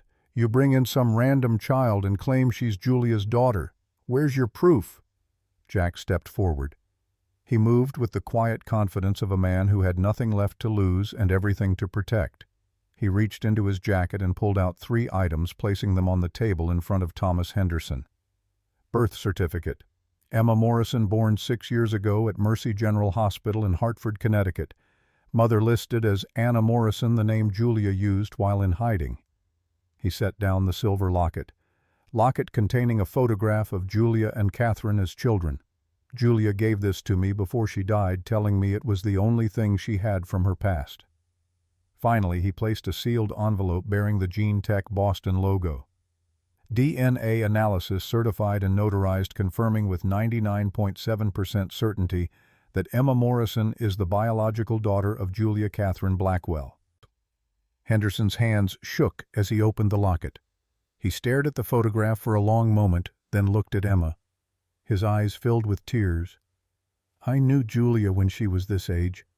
I used to visit the Blackwell estate every Christmas. She would draw pictures and make me look at every single one." His voice broke. "This child has her eyes.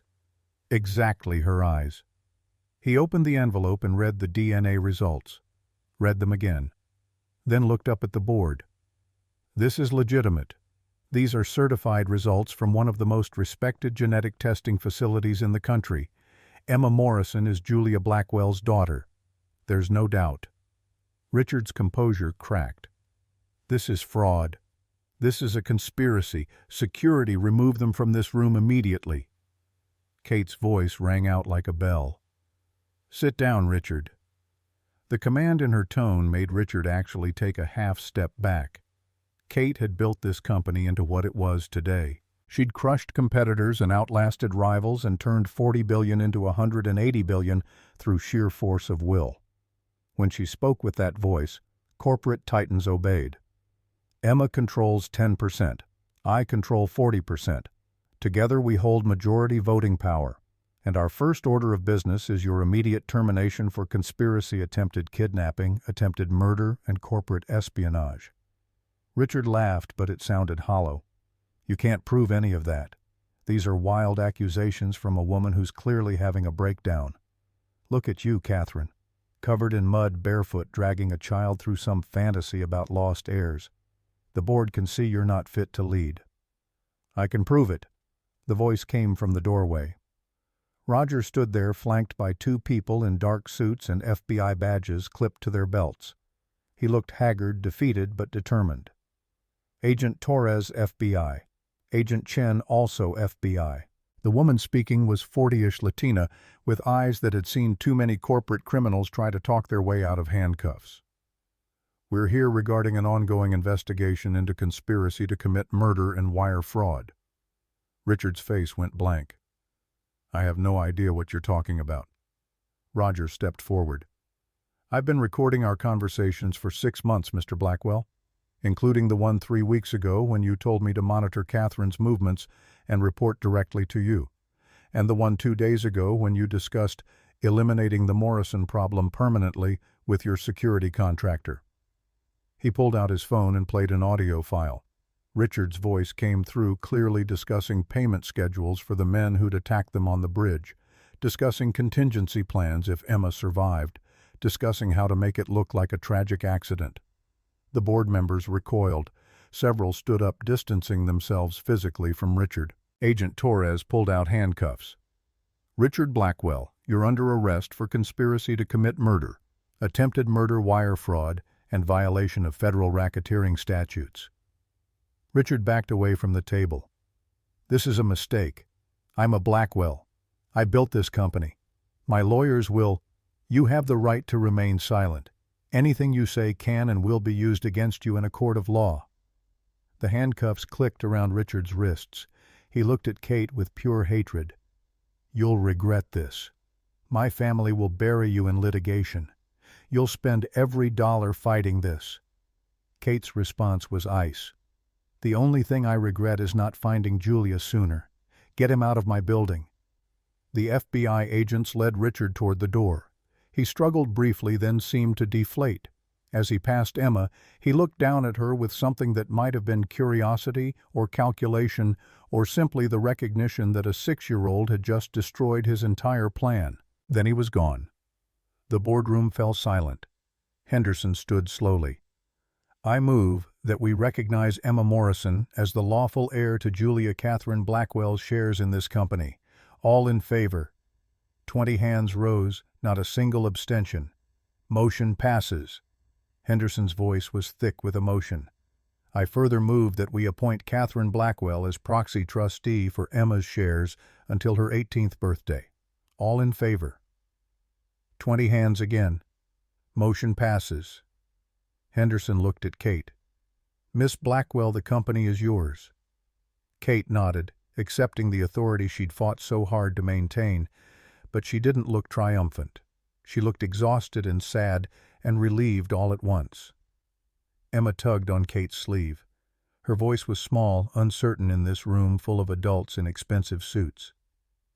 Miss Kate, does this mean I don't have to leave Daddy? Kate knelt down, heedless of the mud on her clothes or the watching investors. She took Emma's hands in hers. No, sweetheart. You will never have to leave your daddy. I promise you that. He's your family. And now, if you'll let me, I'd like to be your family too. Emma looked up at Jack. He knotted his throat too tight for words. Emma turned back to Kate and hugged her. The boardroom, full of hardened executives and billionaire investors, watched a 6-year-old child embrace the woman who just secured her inheritance, and more than a few had to look away and clear their throats. Henderson approached Jack, extending his hand. Mr. Morrison, I owe you an apology. Jack took his hand warily. For what? When I first heard about you, I assumed the worst. A man who'd married into the Blackwell family using a child to claim an inheritance. I thought you were a con artist. Jack's expression hardened. And now I see that you're the best thing that ever happened to this family. You protected that child with nothing but courage and love. You stood up to men with guns and money and power, and you won. Not because you wanted the fortune, but because you wanted to keep your daughter safe. Henderson's voice grew stronger, addressing the entire room. Gentlemen, ladies, today we learned something about the true measure of a man. It's not measured by bank accounts or titles. It's measured by who we protect when no one else will. Mr. Morrison protected his daughter, and in doing so he protected this company with nothing but integrity and courage. That's the kind of man we need more of. The board members nodded. Some even applauded quietly. Jack felt something shift inside him. For 18 months he'd carried the weight of failure. Failed to save Anna. Failed to provide for Emma. Failed interview after interview. But maybe he hadn't failed at all. Maybe he'd succeeded at the only thing that truly mattered. 2 weeks passed in a blur. The FBI investigation moved with surprising speed. Richard's security contractors turned state's evidence within 48 hours, providing detailed testimony about the planned accident on the bridge. Roger's recordings were authenticated and entered into evidence. Richard's lawyers filed motion after motion, but the case was airtight. Jack and Emma moved into Kate's guest penthouse temporarily. 3 bedrooms separate from Kate's main residence, but in the same building. Emma had her own room for the first time in her life, decorated simply at Jack's insistence, because he didn't want her to think money solved everything. On the 3rd day, Kate formally offered Jack the position of Director of Operations at Blackwell Voss. Salary $250,000 a year plus benefits and equity. Jack had stared at the offer letter for a long time. I don't have an MBA. I don't have connections. I walked out of my last interview. Kate's response was firm. You have something better. You have judgment forged in crisis. You have the ability to make impossible decisions under pressure. You proved that on the bridge and in the garbage truck and in that boardroom. I'm not hiring you because you're Emma's father.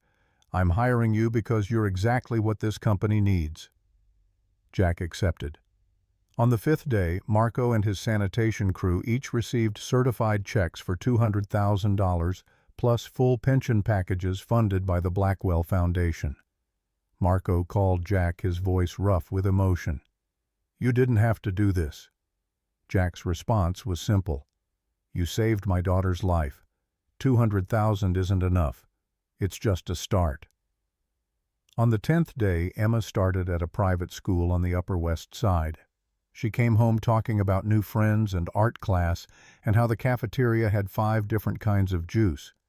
But she also came home asking, Daddy, when can we go back to our old apartment? I miss it. Jack knelt down to her level. Why do you miss it, sweetheart? Because it was ours, just you and me. And Mommy's pictures were there. Jack pulled her close. The pictures are here too. I brought them all. And our old apartment was ours, but this can be ours too. Home isn't a place, Em. Home is wherever we're together.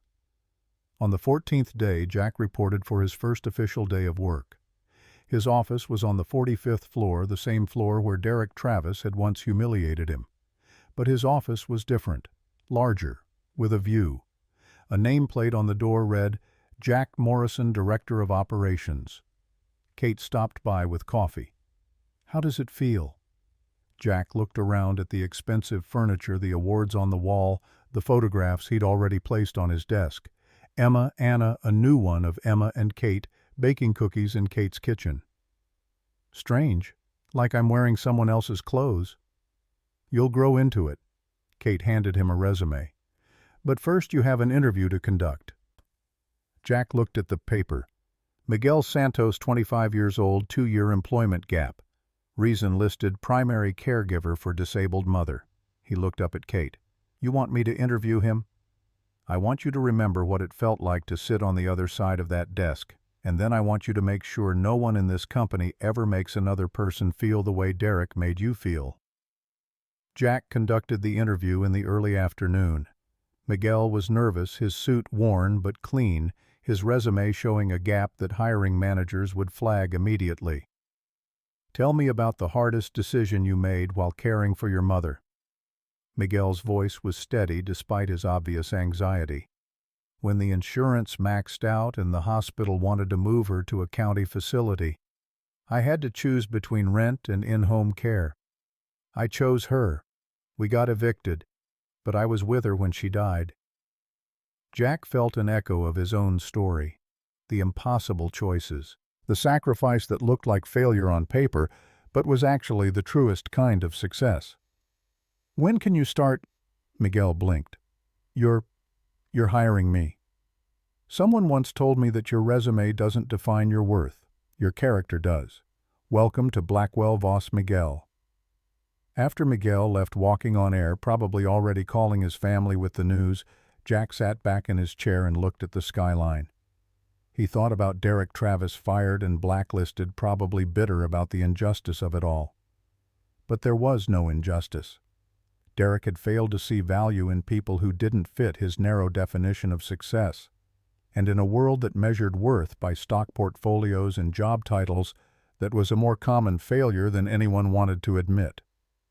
Jack pulled out his phone and texted Kate, "Hired Santos, starting Monday." Her response came back immediately. "Good, you're learning." That evening, Jack picked Emma up from school and they took the subway to Kate's penthouse for what had become a weekly tradition, family dinner. The first few had been awkward. Kate didn't know how to cook. Emma was shy around this new aunt. Jack felt out of place in the 12,000 square foot space, but tonight felt different, easier. Kate had ordered Italian food from the place in Brooklyn where Jack and Anna used to go. She'd found the restaurant through some miracle of research and money, tracking down the spot where they'd celebrated their anniversary 5 years ago. Emma set the table, carefully folding napkins the way a teacher had shown her. Kate opened wine for the adults, apple juice for Emma. Jack served the pasta, dividing portions equally because old habits died hard. They ate and talked. Emma told them about the solar system project she was working on. Kate told them about a new logistics contract in the Midwest that would create 300 jobs. Jack told them about Miguel Santos and the look on his face when he got the job offer. After dinner, Emma fell asleep on the couch, exhausted from a full day of being 6 years old, in a world that sometimes felt too big and too fast. Jack and Kate stepped out onto the balcony. The city glittered below them, a carpet of light stretching to the horizon. "Thank you," Kate's voice was quiet. "For what?" "For letting me be part of this, part of Emma's life. I know I don't have a right to it. Julia was her mother. You're her father. I'm just someone who showed up late." Jack looked at Kate, at the woman who'd run barefoot through Manhattan in a rainstorm, who'd ridden in a garbage truck, who'd faced down her own cousin to protect a child she barely knew. "You're not late. You're exactly on time. Emma needs people who love her, people who'll fight for her. You've proven you're that person." Kate's eyes filled with tears. "I wish Julia could see this. See Emma. See what her daughter became. She can. Jack gestured to the sky. Wherever she is, she knows, and she's grateful that Emma has you. They stood in comfortable silence watching the city breathe. After a while, Kate spoke again. I want to set up a trust for Emma, for college, for her future. Not because I think she needs saving, but because it's what Julia would have wanted. Jack had been expecting this. Okay, but Emma doesn't touch it until she's 25, and we raise her to understand the value of money, not the worship of it. Agreed. More silence. Then Kate asked the question that had been hovering between them for 2 weeks. Do you ever think about what Julia would say if she could see us now? Jack considered. Every day. I think she'd say we did good. We protected Emma. We became family, not because of blood or money, but because we chose to. Kate smiled through her tears. Family by choice. I like that.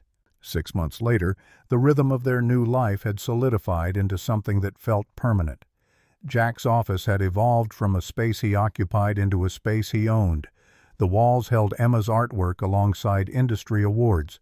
The bookshelf contained logistics textbooks and a framed photo of Anna that he'd placed where he could see it every day, a reminder of why he was here, what he was protecting, who he was honoring. The quarterly reports showed the logistics division had increased efficiency by 40% under his leadership. He'd implemented systems learned from years of managing impossible situations with limited resources. Turned out crisis management in a county hospital translated perfectly to corporate logistics. Kate stopped by his office one morning with an unusual request. Board meeting in 10 minutes. I need you there. Jack looked up from the spreadsheet he'd been reviewing. I'm operations, not board level. You are now. I'm recommending you for COO. The board will vote today. Jack stared at her. Chief Operating Officer. Second in command of a $180 billion company. 6 months ago, he'd had $2 in his wallet. Kate, I can't. You already are. You've been doing the job for 3 months. I'm just making it official. And before you argue that you're not qualified, let me remind you that you outmaneuvered a trained killer on a bridge, escaped police custody, infiltrated a secure building in a garbage truck, and faced down a boardroom full of billionaires covered in mud. If that's not executive material, I don't know what is. The board voted unanimously. Thomas Henderson made the motion himself. Mr. Morrison has demonstrated exceptional leadership, strategic thinking, and moral courage. I move we appoint him Chief Operating Officer, effective immediately. After the meeting, Henderson pulled Jack aside. When I first met you, I thought Catherine had lost her mind, bringing a nobody into the inner circle because of family drama. I was wrong. You've earned every bit of this. Jack accepted the praise with the same quiet dignity he'd shown that day in Derek Travis's office. He'd learned something over the past 6 months. Respect given freely is worthless. Respect earned through action is priceless. That evening they went to Emma's school play. She had a small part, a talking flower in some adaptation of Alice in Wonderland. She delivered her 3 lines with perfect diction and enormous pride. Jack and Kate sat in the front row, clapping louder than anyone else. When Emma came out for her bow, she found them immediately and waved. After the play, walking to get ice cream. A tradition they'd established early on, Emma swung between Jack and Kate, holding both their hands. Daddy, Miss Kate, can we visit Mommy this weekend? They went every weekend to the cemetery in Queens where Anna was buried. At Jack's insistence and Kate's funding, they'd replaced the simple marker with a proper headstone. It read, Julia Catherine Blackwell Morrison, beloved wife, mother, sister. She chose love over everything. Emma would sit by the grave and tell her mother about school, about Aunt Kate, about the new apartment and her new friends, and how Daddy was doing important work. Of course we can, sweetheart. Emma was quiet for a moment, concentrating on her ice cream. Then, Daddy, are we still us? Even with all the new stuff? Jack stopped walking and knelt down to her level. What do you mean? Like we have more money now, and Aunt Kate, and the big apartment? But are we still the same? Are you still the same daddy who made me toast with double jam? Jack's heart clenched.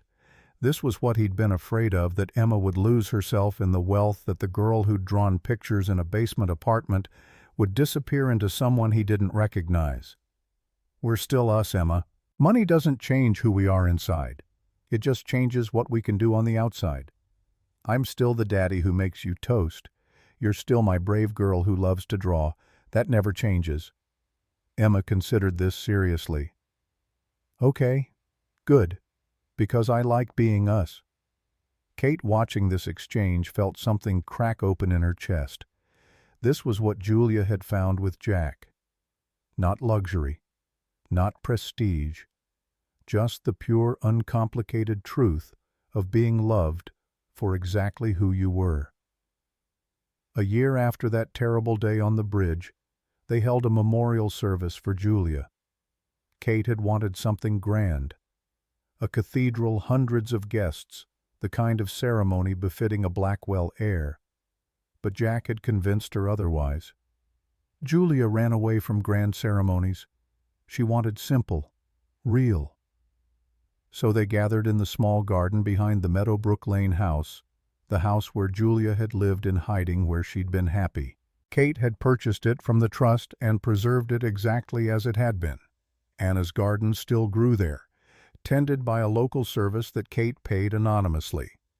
The attendees were few: Kate, Jack, Emma, Thomas Henderson, Marco and his son, Miguel Santos, who Jack had promoted twice and who'd become something like a younger brother, Roger, who'd received immunity for his cooperation and now worked in Kate's legal department trying to atone. Emma read a poem she'd written for her mother. It was simple and childish and absolutely perfect.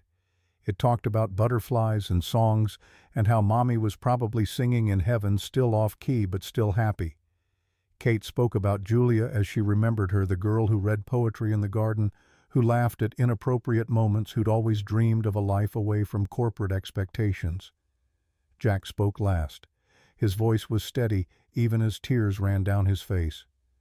Anna Julia taught me that love isn't about what you have. It's about what you're willing to sacrifice. She gave up everything, her name, her family, her inheritance, to be with me, and she never regretted it. Not once, even at the end. He looked at Emma, at Kate, at the small gathering of people who'd become family through choice rather than blood. She also taught me that family isn't defined by last names or trust funds. It's defined by who shows up when everything falls apart, who fights for each other, who stays. His voice grew stronger, carrying the weight of everything he'd learned over the past year. I walked into that interview with nothing but dignity and love for my daughter. I walked out with the same things. Everything else, the job, the money, the position, those were bonuses.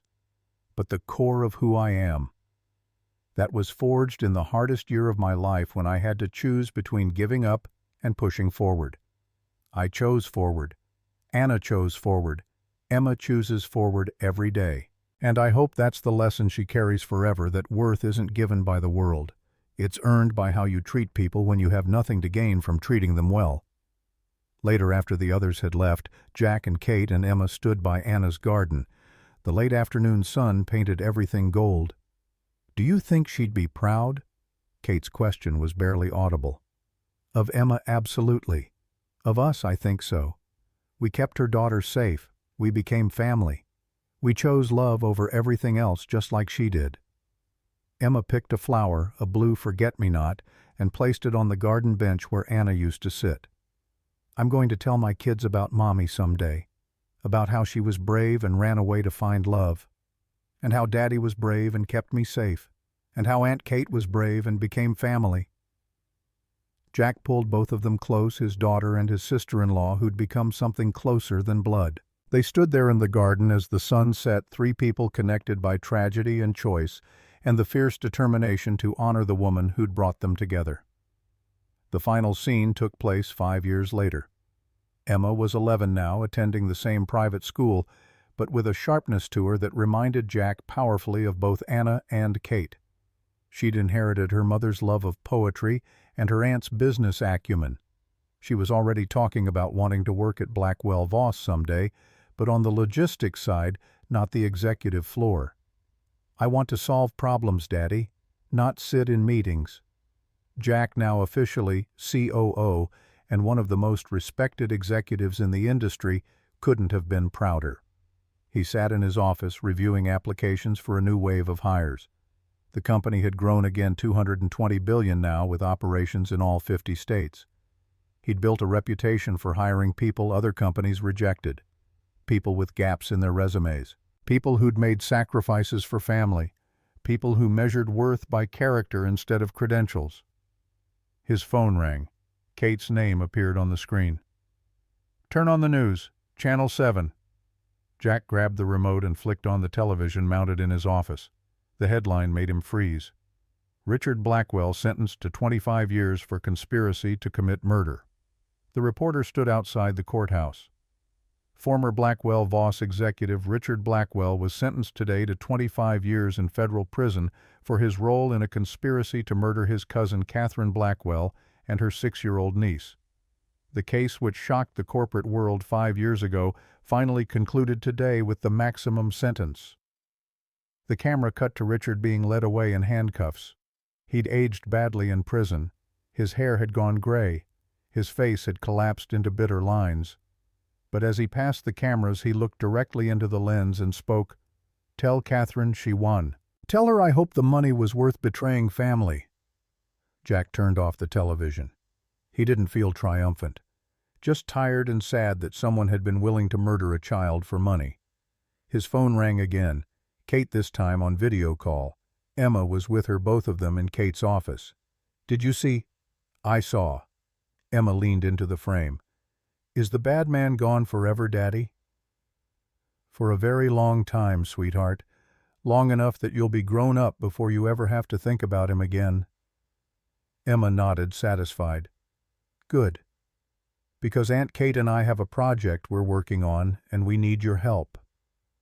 "What kind of project?" Kate smiled.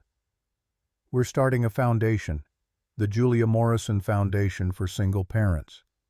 We want to provide grants for people who've had to leave the workforce to care for family members, help them get back on their feet, offer job training, placement assistance, child care support." Jack felt his throat tighten. That's exactly what Anna would have wanted. "We know. That's why we're doing it. And we want you to run it, part-time alongside your COO duties. You know what these people need because you've been there." "I'll do it." Emma clapped her hands. "I knew you'd say yes. And Daddy, guess what else? I wrote an essay about Mommy for school, about how she taught me that being brave means choosing love even when it's hard. I got an A. I'm so proud of you, Princess." After the call ended, Jack sat in his office for a while looking at the photographs on his wall. Anna in her garden, Emma as a baby, Emma and Kate baking cookies, the whole makeshift family at Emma's 10th birthday party. His computer pinged with a new email, another job application, another person with a gap in their resume asking for a chance to prove their worth. Jack opened the file and began reading. Because that's what the past 5 years had taught him: everyone deserves a second chance. Everyone deserves to be judged by their character instead of their credentials. Everyone deserves someone who'll look past the gaps and see the person underneath. He'd been that person once, sitting in Derek Travis's office with a worn suit and a desperate hope. Now he got to be the one offering hope to others. That evening he picked Emma up from school and they took the subway to Queens. Not because they had to anymore. Jack could afford a car service, could afford anything, but because Emma insisted. "The subway is part of our story, Daddy.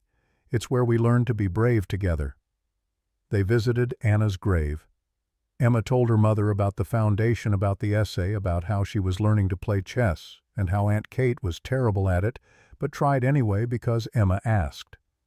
As they walked back to the subway station, Emma slipped her hand into Jack's. "Daddy, do you think Mommy knows how everything turned out?" Jack looked down at his daughter, 11 years old, brilliant, kind, brave in ways he hoped she'd never have to prove again. "I think she knows, and I think she's proud of the woman you're becoming." Emma thought about this for a moment. Do you think she's proud of you too? Jack's steps faltered. It was a question he'd asked himself 1,000 times. Had he done right by Anna? Had he honored her sacrifice? Had he raised their daughter the way she would have wanted? I hope so. I tried to do what she would have wanted. Keep you safe. Keep you grounded. Make sure you knew your worth wasn't measured by money or position, but by how you treated people when no one was watching. Emma squeezed his hand. Then she's definitely proud. Because that's exactly what you taught me. They descended into the subway station together, father and daughter carrying Anna's legacy forward into whatever came next. Above them, the city that had once seemed so hostile now felt like home.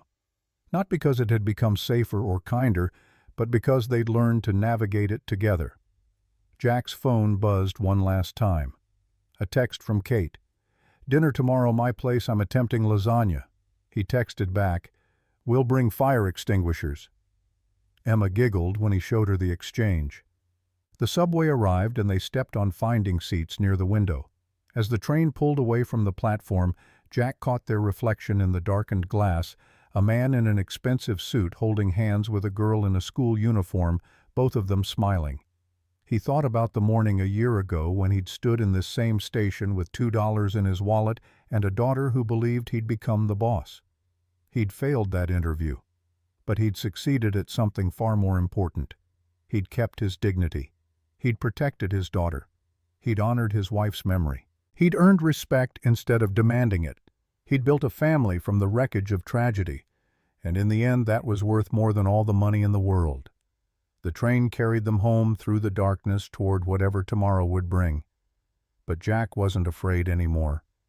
He'd learned the most important lesson life had to teach, that a man's worth wasn't measured by what he owned, but by what he protected, by who he fought for, by the choices he made when everything was falling apart. He'd made the right choices, and he'd keep making them every day for as long as Emma needed him. That was the only job that mattered. Everything else was just details.